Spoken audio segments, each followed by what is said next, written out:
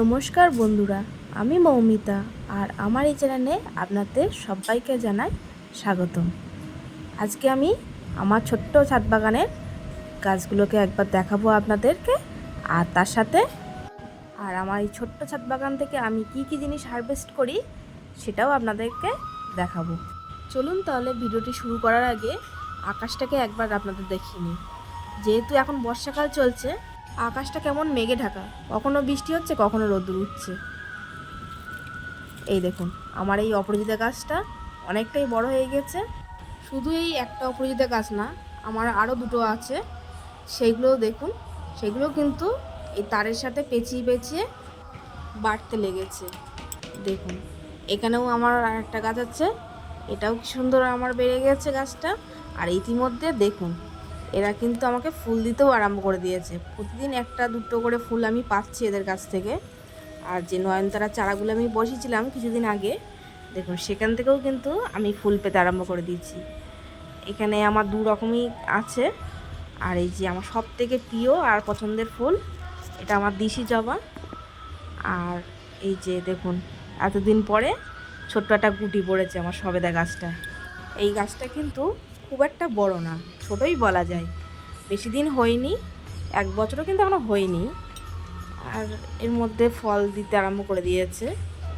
আর এখানে তো গাছগুলো আমরা দেখেইছেন, সব গাছগুলোই কি সুন্দর তরতাজা হয়ে রয়েছে। আর এখানে এই জবা গাছটা দেখুন, এটা খুব একটা বাড়ছে না, তবে ফুল দিতে আমার কম করছে না, এটাও ফুল দিয়ে যাচ্ছে। আর এইখানে ড্রাগন গাছের গোড়ায় একটা লঙ্কার চারা হয়েছিল, সেটাকে আর তোলা হলো না। এই আজ তুলি আর কাল তুলি এই করতে করতেই বড় হয়ে গেল গাছটা। আর এই দেখুন, আমার মেয়ে প্রতিদিন জিজ্ঞেস করে, ও মা, ড্রাগন গাছে ফল আয়নি, ড্রাগন গাছে ফল। এই দেখুন, আমার এই ড্রাগন গাছে কি সুন্দর ফুল এসছে। শুধু এই একটা না, কিন্তু এখানে আরও দুটো আছে। দেখুন কি সুন্দর লাগছে। আর ফলগুলো যখন বড় হবে সেইগুলো তো আপনাদের দেখাবই। এই বালতির মধ্যে যে শসা গাছটা আছে, সেটা দেখুন, এই আমার পাটকাঠি দিয়ে যে মাচাটা আমি করেছিলাম, সেই মাচায় কি সুন্দর বেয়ে যাচ্ছে। আর কদিন পরেই এই মাচাটা পুরো শসা গাছে ভরে যাবে। আর এর মধ্যে দেখুন কিরম ছোট্ট একটা শসা পড়েছে। এখানে কটা জালিও আছে, এই দেখুন ছোটো ছোটো কিরম জালি পড়েছে। আর আমার এই বস্তা শসা গাছটা এখানে একটা মাচা করে দিয়েছি, এখানে বাড়ছে এটা গাছটা। আর পাশে যে কুমড়ো গাছটা আছে, সেই গাছটা দেখো রোদে কিরাম জ্বলে গেছে গাছটা, জানি না হবে কি না। আর এখানে দেখো, এখানেও একটা শসা পড়েছে, এটাও বড় হয়ে গেছে অনেকটা, আর 2 দিন পরেই আমি তুলে নিতে পারবো। আর যে মেলার থেকে যে পেয়ারা গাছটা কিনেছিলাম, সেটা দেখো একটা ফুলও আমার মিস যায়নি, প্রত্যেকটা ফুল থেকেই আমার ফল ধরে গেছে, প্রত্যেকটা ফুল থেকেই আমার ফল কিন্তু সেট হয়ে গেছে। দেখো কত পেয়ারা, এখানে পাতার থেকে আমার পেয়ারাই মনে হয় বেশি, খুব ভাল লাগছে। চলুন আমি এবার আমার এই ছোট্ট ছাদ বাগান থেকে হারভেস্ট শুরু করে দিই। প্রথমেই অপরাজিতা ফুলগুলো তুলে নেব, যে কটা হয়েছে তুলে নিলাম।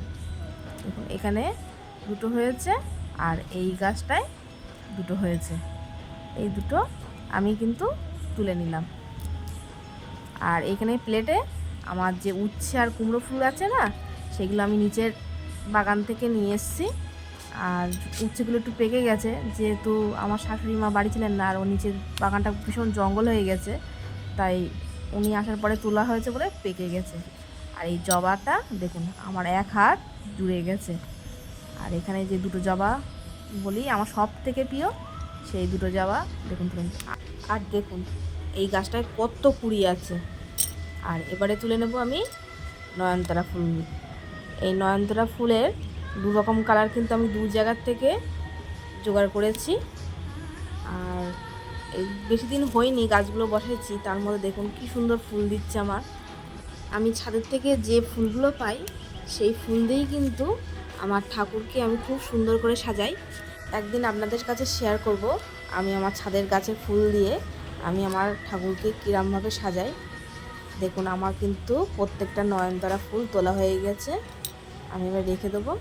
আর আমার এই ছোট্ট গাছ থেকে, এই গাছটা ভাবি যতবার তুলে ফেলবো, দেখুন একটা করে আমার উচ্ছে দিতেই থাকে। এটা অবশ্য ছোট হয়েছে, থাক না, এটা সব কটায় আমার জৈবভাবে করা একটু রাসায়নিক সার দেওয়া নেই এতে। আর এই যে ছোটো ছোটো বেগুনগুলো আমি তুলে নিচ্ছি, এগুলো কচি কচি খেতেই বেশি ভালো লাগে। আর নিজের গাছের যখন জৈবভাবে করছি সবজিগুলো, তবে কেন আমি পাকিয়ে খাবো বলুন দিনই, একটু কচি কচি খেতে ভালো লাগে সবজিগুলো। এখানে দুটো বেগুন হয়েছে, এই দুটো বেগুনগুলোও কিন্তু আমি আস্তে আস্তে তুলে নিলাম। আর এতে অনেক কটাই বেগুন আছে এখনও, 2-1 দিন পরে এগুলো সব তুলে নিতে পারবো। আর দেখুন এগুলো কিন্তু তোলা হয়ে গেছে আমার। আর এরপরে আমি দেখাবো আমার এই গাছটায় একটা ঝিঙে হয়েছে। এতদিন পরে আমার একটা ঝিঙে পড়লো এই গাছটায়। যে কটা জালি পড়ছিল অতিরিক্ত সূর্যের তাপে হলুদ হয়ে যাচ্ছিল, একটাও দাঁড়াচ্ছিল না। আর একটা দাঁড়িয়েছিল, তাতে যে একটু বড় হলো পোকায় ফুটো করে, সেটা পুরো একদম পচে গেছিলো, আর নোয়ার মতন জায়গায় ছিল না। তা এটাকে আমি এবার প্লাস্টিক দিয়ে বেঁধে রেখেছি। দেখুন একটু পোকা ফুটো করতে পারিনি। আর ওই দেখুন ওখানে আর একটা জালি পড়েছে, ওটাকেও আমি প্লাস্টিক দিয়ে এবার বেঁধে দেবো, নাহলে পোকায় রাখবে না। দেখুন তো কত সুন্দর একটা হারভেস্টিং হলো আমার এই ছোট্ট ছাদ বাগান থেকে।